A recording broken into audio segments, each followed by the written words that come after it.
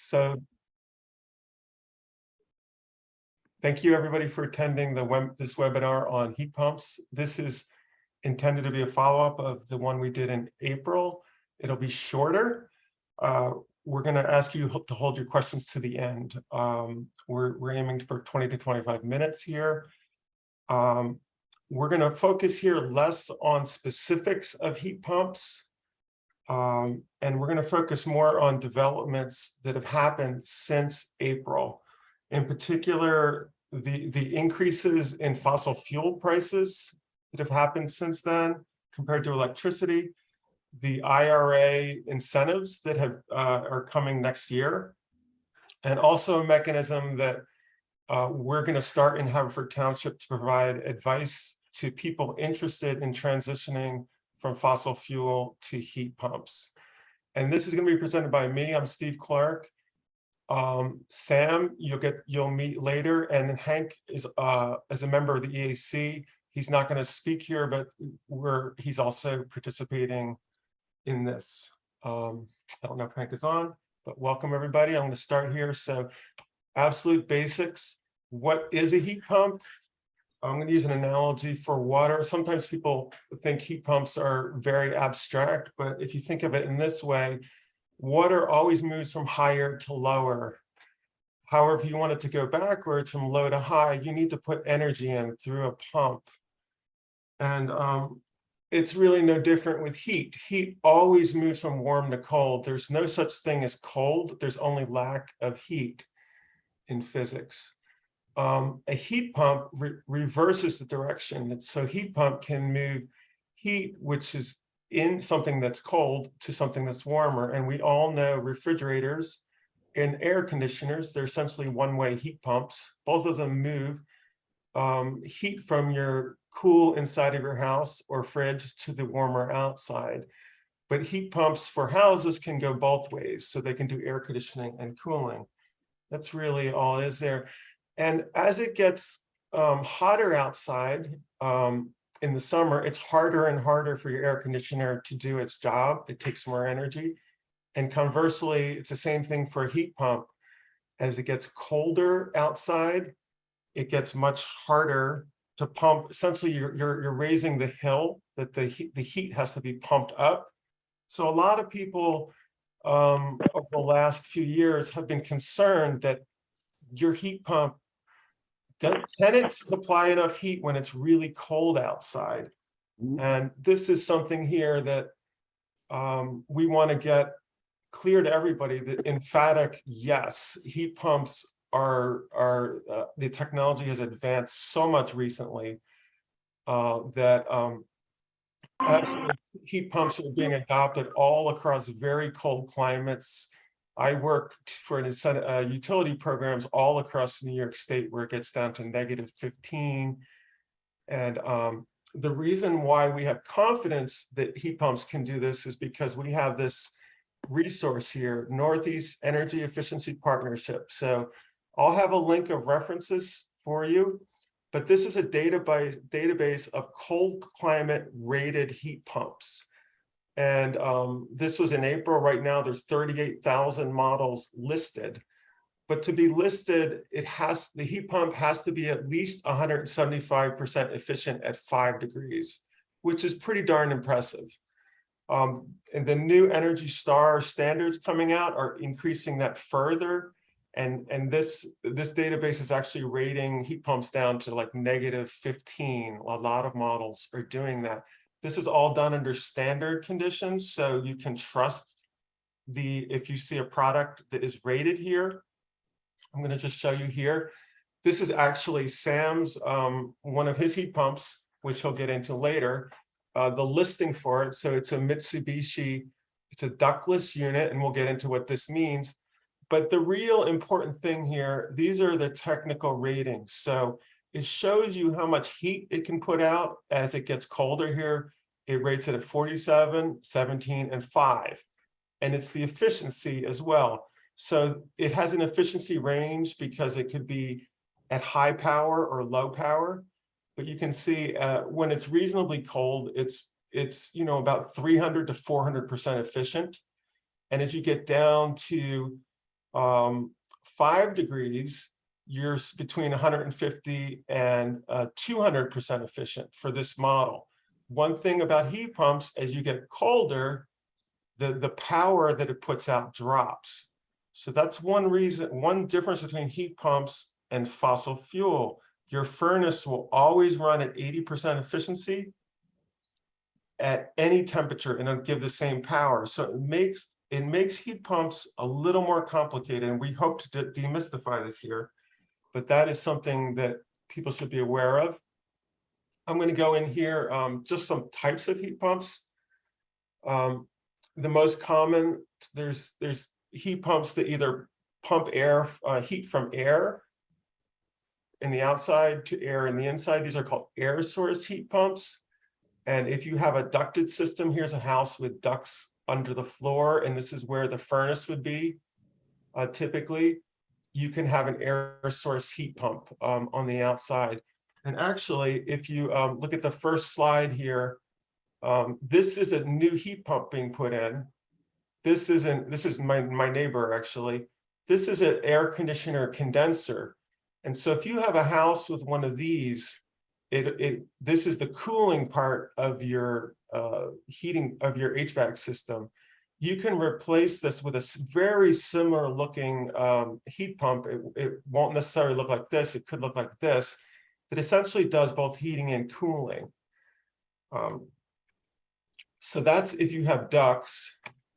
If you don't have ducts, you can do ductless. These are what we see a lot, the mini splits. So there are these cassettes that go on walls. This is in the case where maybe you have a radiator system and you don't have ducts. Some points here, this is all NYSERDA, New York State literature here, but it's important to make sure your house is as tight as possible, that you have the insulation as well done as you can, because that's the cheapest way forward. If you put heat pumps in a very leaky house, it's going to be very expensive for the heat pumps, and it's going to be very expensive for the electricity.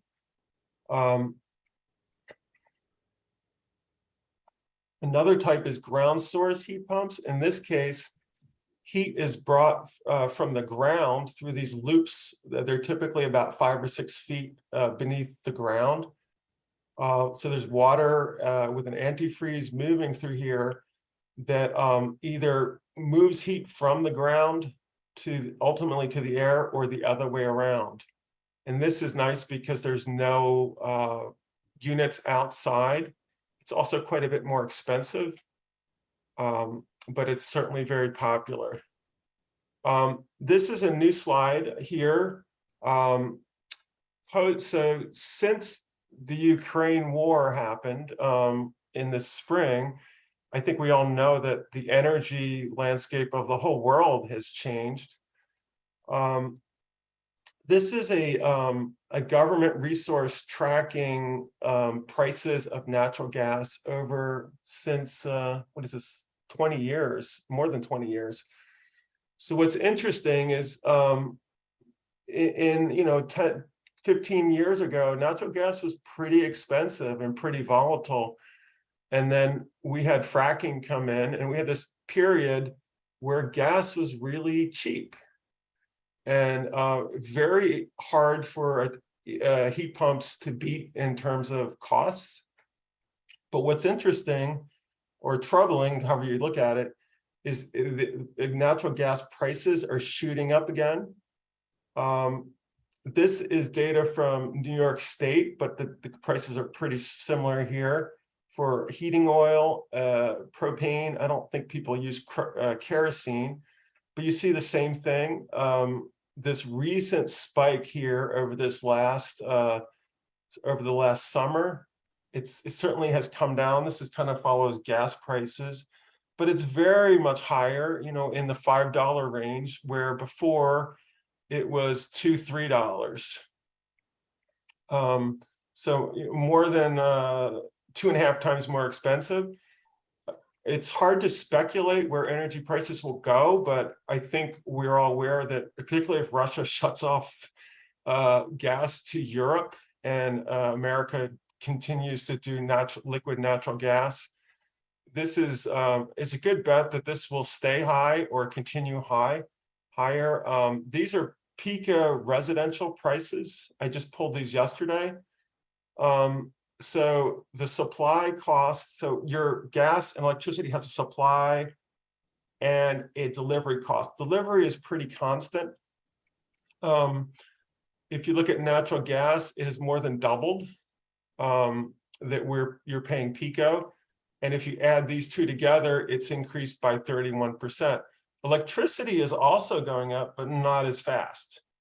And electricity has over the last years risen 13%. So we can say if you have any of these fuels in your house now, electric resistance, particularly heating oil or propane, you will be immediately cash flow positive. In other words, you're going to be saving money from day one if you go to a heat pump. If you switch to from natural gas to heat pumps, right now, depending on your installation, it could be slightly positive, slightly negative. But back in the beginning of the year, it was cheaper. Before we had this increase, it was definitely cheaper to stay with natural gas. That's changing. I will go now. Sam, I will pass it to you. Thank you very much. It's a pleasure to get to do this again. And I'll keep mine short and sweet.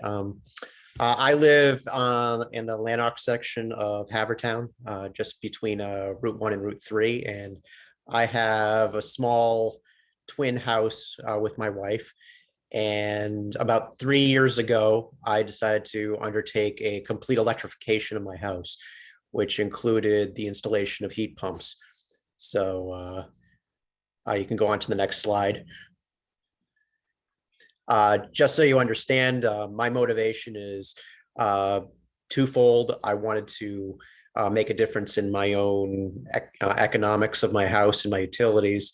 I couldn't see a time when natural gas was going to get more expensive. And I saw in my personal experience as a union sheet metal worker that heat pumps were becoming much more popular, especially in commercial buildings, and it was starting to spread to residential settings as well. And I also had a tolerant wife. She has her hobbies, I have mine. We all have our interests, and mine was completely retrofitting my house. So you can go on to the next slide. Here's my house. It's nothing special.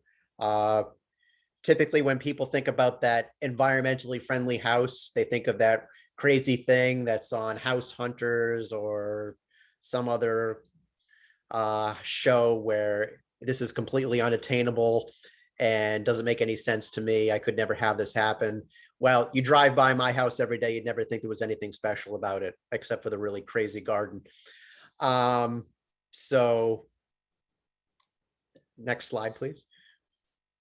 The first thing we did is we installed a solar array, and we installed this on my garage in the back, mainly because not for any particular interest, but we have a big tree next to our house. So we had to trench out to our garage, put in a 3.6 kilowatt array on my garage, and that feeds into our main panel back in the house. And currently, I'll tell you how much that supplies in terms of my actual usage.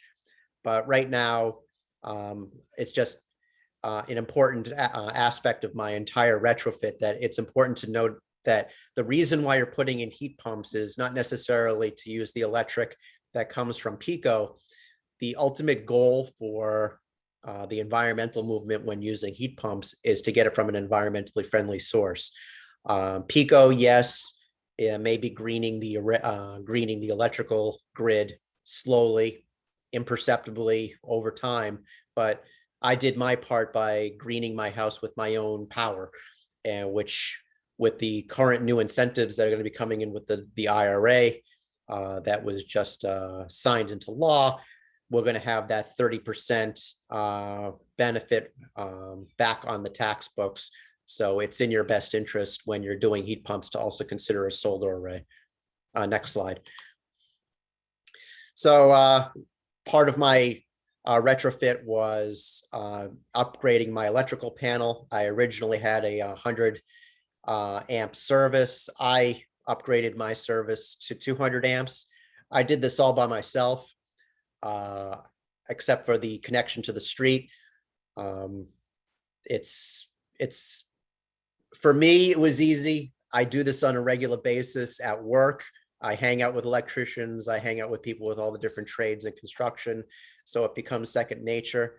For the average person, you're going to have to hire a contractor. So it's just the way it is. But this was part of my retrofit. The disconnect for the solar array and the disconnect from my garage sub panel is there as well. But otherwise, that's your standard 200 amp service. Next slide. So here are the heat pumps that I use. You'll see these on the side of my house. I installed these myself. It's part of what I do. On a commercial level, I install ductwork. I also install heat pumps. I install units that use fossil fuels, which I loathe. I think they are dead weight and should go the way of the dodo. It's just the trend, and these are the future. And I can tell you from personal experience that these work. Steve can also tell you from personal experience from all the people that he refers to for heat load calculations for his program that does in New York, that these work. The one on the left, the picture on the left, is the indoor unit that I have for my first floor. It's an open concept first floor, so I can see straight down through the house. So I just needed this one unit to deal with the heating and cooling for my first floor. But I have the same type of cassette in my basement. The third floor, the second floor, I mean, is multiple rooms. So I had to duct it out to each one of the individual rooms. And that is a ducted mini split. So it's a unit that has the connection for ductwork. And I ran the duct to each one of the individual rooms in order to do the heating and cooling appropriately. I do have to say also, in addition to what I did with these heat pumps, I sealed the house as much as I could and did as much replacement of windows, of any type of air leaks, anything and everything that I could have done. That's beyond the scope of this talk. If you want to talk to me about that individually, that's fine. But the size of the unit that I selected was based on the amount of sealing that I did, the orientation of the house, which I might add is north facing, not south facing. So I wasn't able to get any solar gain from the direction of the house. But that doesn't mean that I wasn't able to benefit from the use of a heat pump on each one of the floors of my house. Next slide. And I guess with that, I'm done with my section of the presentation. If I have to add anything, this is doable. It's something that the average person can do in their average everyday house. And I thank everybody that made this possible, and I will be free to answer anybody's questions at the end of the presentation.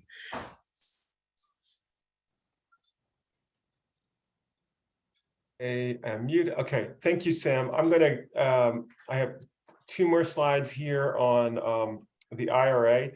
This is a resource that just came out yesterday.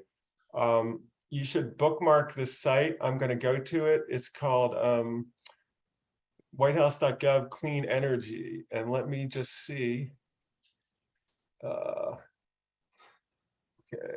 let me just go to that site.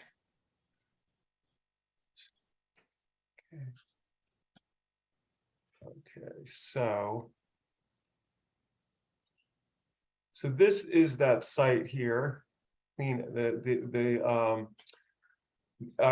This will be posted on the resources site. Again, this just came out yesterday. This is a guide for normal people who are not engineers or utility people who are interested in maximizing their IRA incentives to electrify their house. It's a great resource. Let me just go through here. First of all, you can sign up to receive updates on this. This is a cool little tool here. So you can see, you can click on different things. This is solar.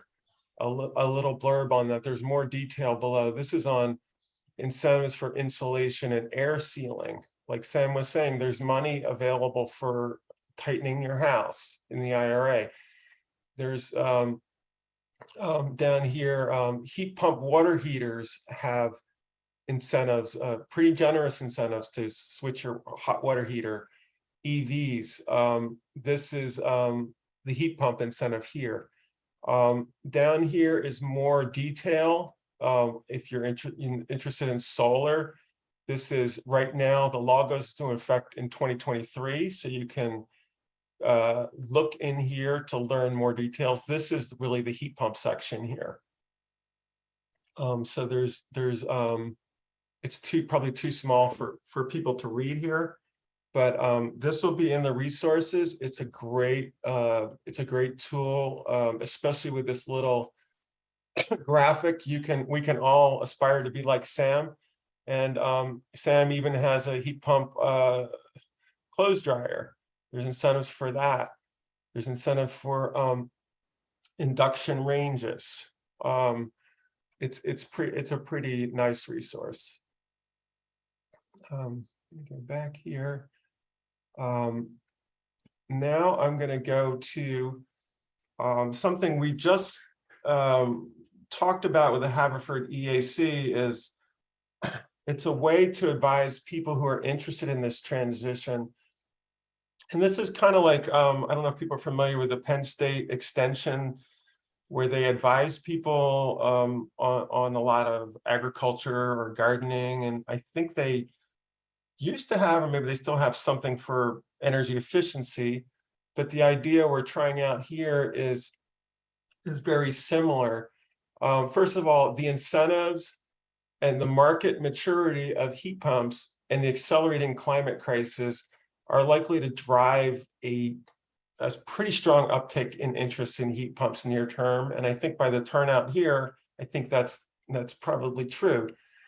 The process, let's be clear though, is significantly more complex than a conventional, replace your furnace or your condenser. There's a lot of variables in there. It can be very confusing to homeowners. What we'd like to do is provide free contractor agnostic advice through the Friends of Haverford EAC. And the idea here is there's a general Gmail address that this group uses for a lot of things related to energy to promote electrification in our community.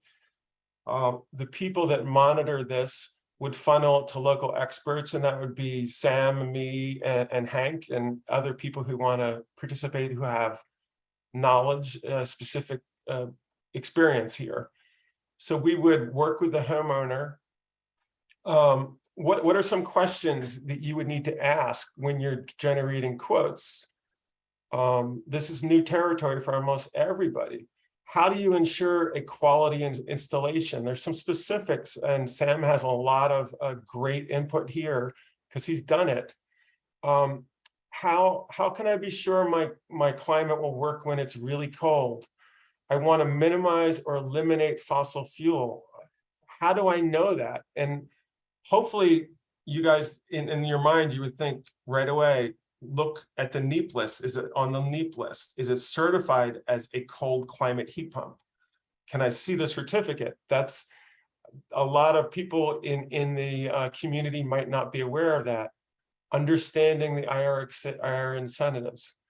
The homeowner could contact as many contractors as they want for quotes. That's really up to them. And then we can work with them just to review and have follow-up questions with the owner. We've already done this with a couple people informally and advised them against buying the cheapest piece of cheapest heat pump that a contractor would offer, like a single speed heat pump that you wouldn't really have confidence that would work through a lot of the winter.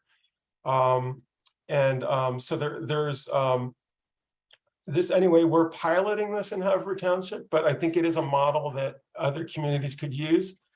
We'd also like to host educational webinars and home tours. I think we'd like to volunteer Sam for a home tour. And, you know, with manufacturers possibly talking, there's a lot of innovation. There's a lot of really cool products coming out really fast that people may want to know. So we may have this, you know, a couple of these a year, just to promote education and hopefully demystify this process. Finally, I have here's some references. This can, you know, we can share this slide pack. This is an excellent article that a couple months ago in the New York Times and Wirecutter on a lot of basics for heat pumps. It also has a section in there of the major manufacturers of cold climate heat pumps. And then you can type in your zip code and it'll give you the local contractors that install, say, Mitsubishi, LG, Daikin, all the really top brands. New York Clean Heat has a lot of great resources. This is a link to the database, the NEEP database. And here's all the references for fuel prices.